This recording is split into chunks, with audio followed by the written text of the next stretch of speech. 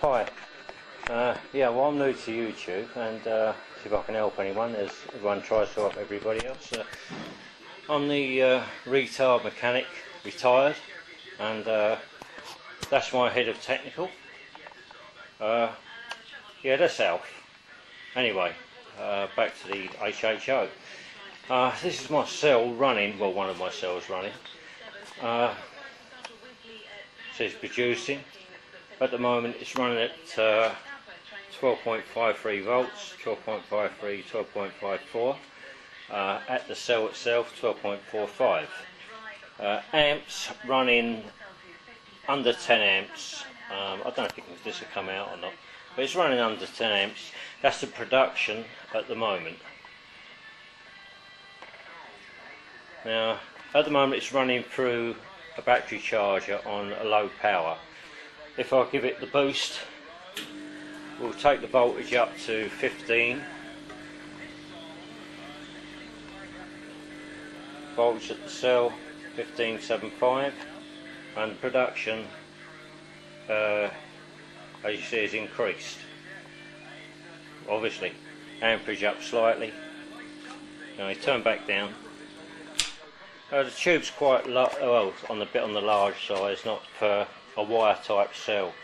The electrolyte in the cell is sodium hydroxide. Teaspoonful in that jar will be way over the top. I've used about a quarter of a teaspoonful.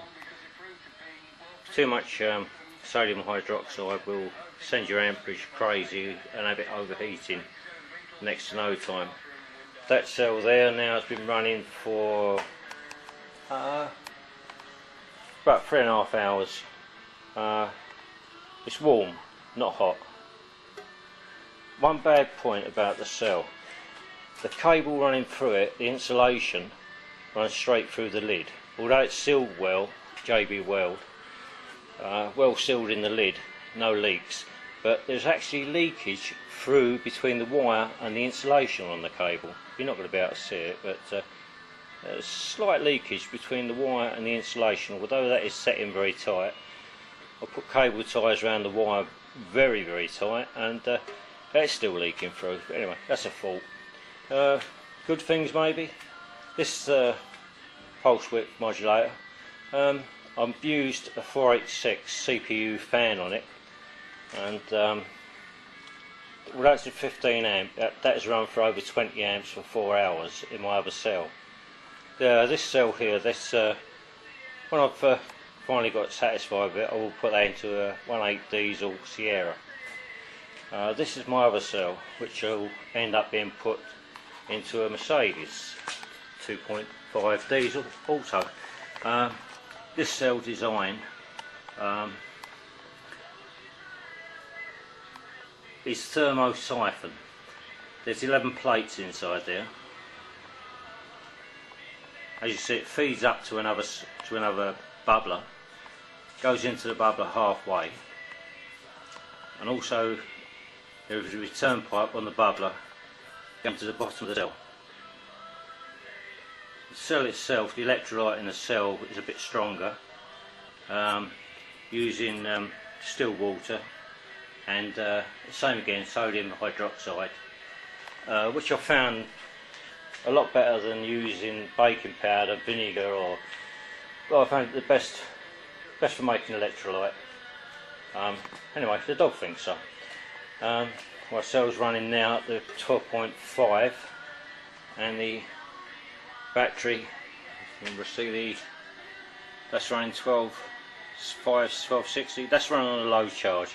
And when it's in your car, the alternator will run at 14 volts, so the production of HHO will be higher than what is there. That is on that's a large pipe. If I put a small pipe on, I'll have to show you more bubbles if you want to see bubbles.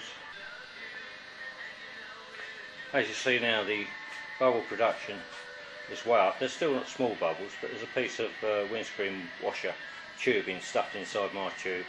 It's running across from the generating cell there.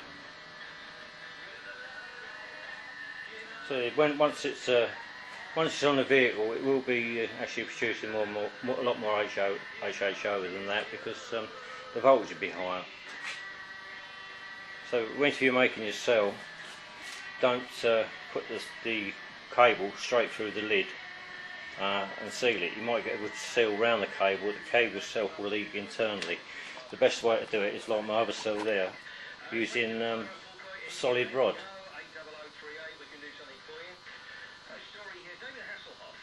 But definitely the pulse width modulator, if you're using one of these, putting the fan on, let's say that's 15 amp, and I had that running for 4 hours, running at 20 amps with a fan on it, no problem. Anyway, that'll do for now. Catch you again later on.